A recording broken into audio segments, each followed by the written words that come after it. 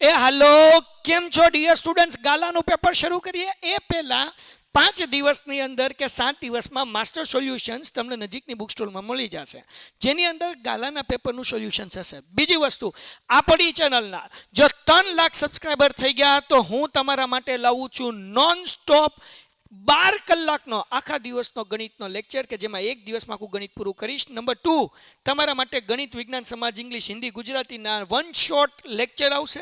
સંકટ સમયની સાંકળ વિભાગ, એમાં બહુ પ્રોબ્લેમ પડે છે ને, એના માટે અમે સ્પેશિયલ બેચ લઈને આવીએ છીએ, સંકટ સમયની સાંકળ. અને બીજું આગાહી, એની અંદર અમે આઈએમપી આપશું સેક્શન BCDના, જે તમને મળી જશે એક્ઝામના 1 મહિના અગાઉથી.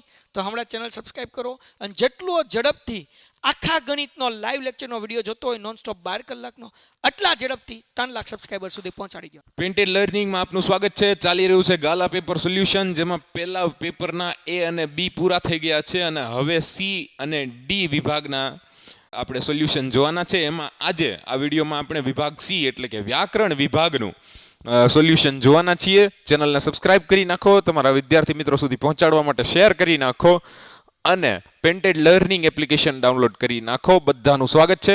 આવો શરૂ કરીએ વિભાગ C.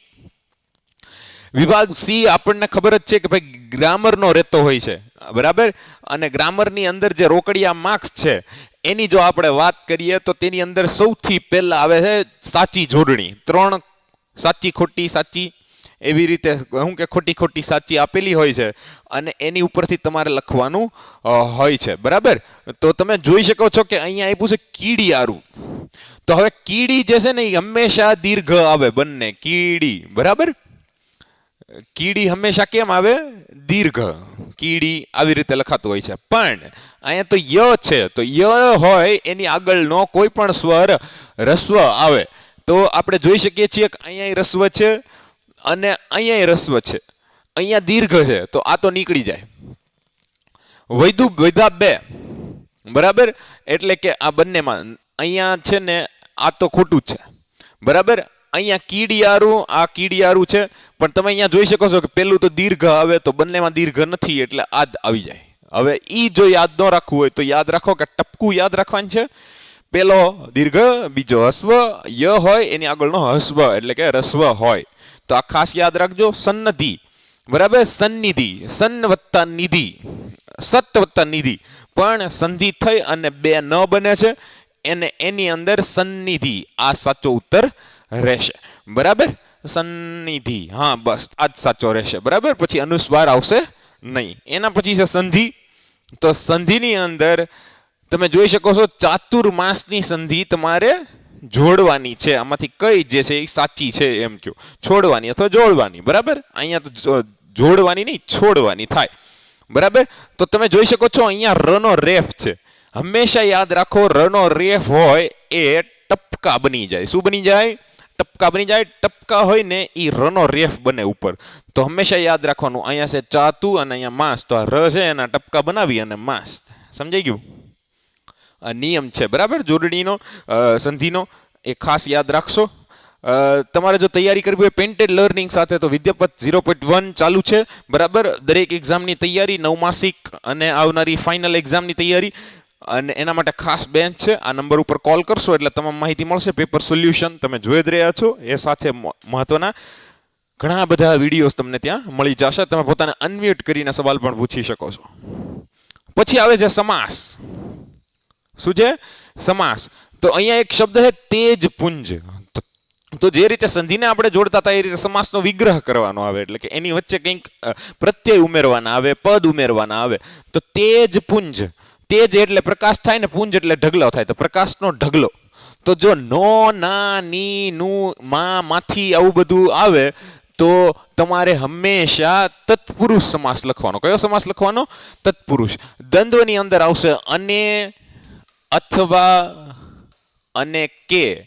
મધ્યમ પદ લોપીની વચ્ચે ઘણા બધા પદ ગાયબ હોય, ઘણા બધા પદ ગાયબ એટલે કે અદ્રશ્ય હોય. કેવા હોય? અદ્રશ્ય, જેને લોપ થયો કહેવાય, એટલે મધ્યમ પદ લોપી સમાસ.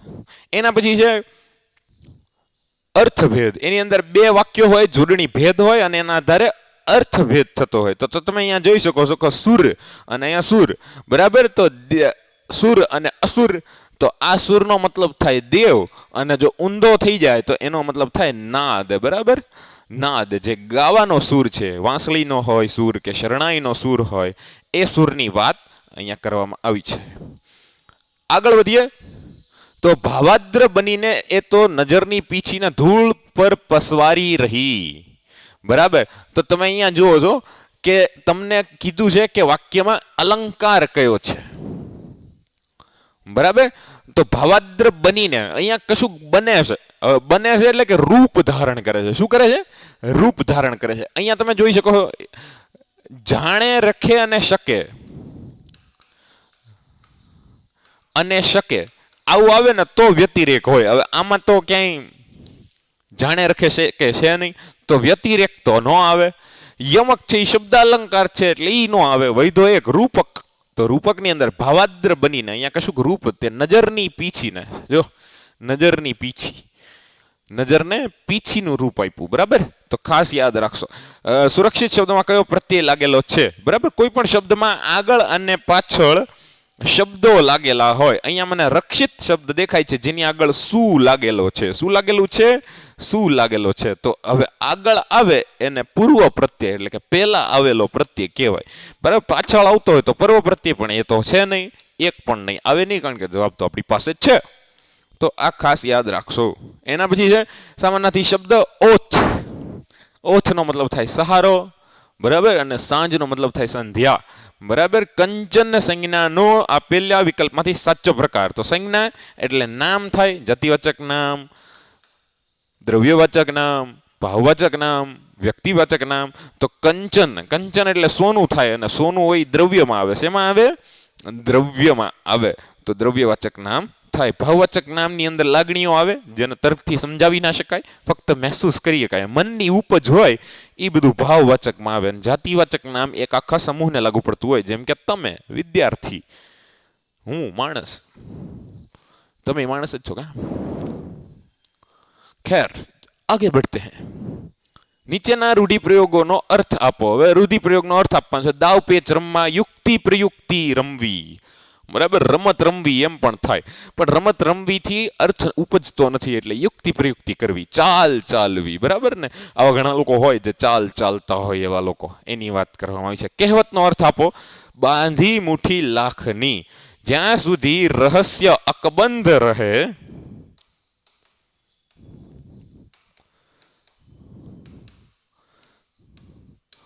ત્યાં સુધી જ મજા મજા, ત્યાં સુધી મજા. હવે બાધી મોટી લાખની રેવા દો ને, એમ નથી કહેતા આપણે એ, બરાબર. શબને ઓઢાડવાનું લુગડું એને કહેવામાં આવે છે કફન. શું કહેવામાં આવે છે? કફન. તો આ ખાસ યાદ રાખશો. એના પછી છે વિરોધી શબ્દ આપો, બરાબર. તો અહીંયા જુઓ તો શ્યામ શબ્દ છે. કયો શબ્દ છે?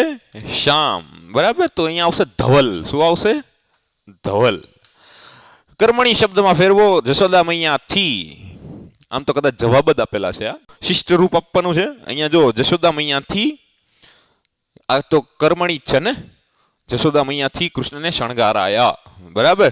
એના પછી છે તૈયારી માટે. આજે જ ડાઉનલોડ કરો પેન્ટેડ લર્નિંગ. તમે પોતાને અનમ્યુટ કરીને સવાલ જવાબ પૂછી શકો છો. લાઈવ લેક્ચર્સ મળે છે, પેપર સોલ્યુશન મળે છે, દરેક પ્રકારના ડાઉટનો સોલ્યુશન મળે છે, મટીરિયલ્સ મળે છે, ટેસ્ટ મળે છે, ઘણું બધું તમને ત્યાં મળી જશે. ચાલો વિશેષણની વાત કરી લઈએ. નામના અર્થમાં વધારો કરે.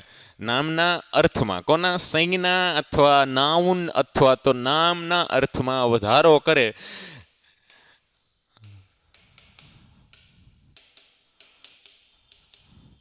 તેને કહેવામાં આવે છે વિશેષણ. તો જુઓ, તીર્થ થોડા ડગલા આગળ ચાલ્યો. ડગલા તો ચાલ્યો, પણ કેટલા? તો કે થોડાક, બહુ વધારે નહીં, થોડાક. પછી છે ક્રિયા વિશેષણ. તો જે ક્રિયાના અર્થમાં વધારો કરે એને ક્રિયા વિશેષણ કહેવાય, બરાબર. તે ઘરથી કદી ન જઈએ કંચન વર્ષે મેં, બરાબર. તો જવાની વાત છે, પણ કેવી? તો કે ક્યારે નહીં, ક્યારે નહીં જવાનું. જાવું તે ક્રિયા છે, ક્યારે જવાનું? ક્યારે નહીં જવાનું. ભલે ને પછી ગમે અહીંયા સોનાનો વરસાદ થતો હોય. સૌંદર્ય શબ્દના ધ્વનિ ઘટકો છૂટા પાડો. ભાઈ સૌંદર્ય, બરાબર. મને તો સ દેખાય પેલો, પછી દેખાય સૌંદર્ય, બરાબર. તો એની અંદર સૌંદર્ય તો આવશે, શું આવશે? આમ ટપકું આવશે. પછી દ આવશે, સૌંદર્ય. તો દ અડધો આવશે, પછી આવશે, પછી વચ્ચે ર બોલાય છે અને સૌંદર્ય. આવી રીતે લખવાનું થાય. હાવ હેલું હેલું છે, જગમગો છે, જગમગો સાહેબ કે એમ. 50મો ક્વેશ્ચન છે પ્રેરક વાક્ય બનાવો. તો એનો જવાબ છે, તમે જોઈ લેજો. આવી રીતે કર્મણી વાક્ય થાય, કર્મનું મહત્વ, ગીતનું મહત્વ વધી જાય છે. પછી છે ભણતા પંડિત નીપજે, લખતા લહિયા થાય, ચાર ચાર ગાંવ ચાલતા લાંબો પથ કપાય. બરાબર. તો તમે જોઈ શકો છો કે અહીંયા 4 ચરણ છે. કેટલા ચરણ છે? ચરણ 4. ભણતા પંડિત નીપજે, લખતા લહિયા થાય 2, ચાર ચાર ગાંવ ચાલતા લાંબો પથ કપાય. 4 ચરણ છે. તો આની અંદર શક્યતાઓ છે ભાઈ કે આ માત્રા મેળ છંદ હોય. હવે જોઈએ માત્રાઓ ગણી લઈએ. 1 2 3 4 5 6 7 8 9. તો કે ભાઈ પેલામાં 9 છે, પછી 1 2 3 4 5 6 7 8 છે. 1 2 3 4 5 6 7 8 9 છે. 1 2 3 4 5 6 7. અહીંયા 7 છે. 1 2 3 4 5 6 7. 1 2 3 4 5 6 7 8 છે.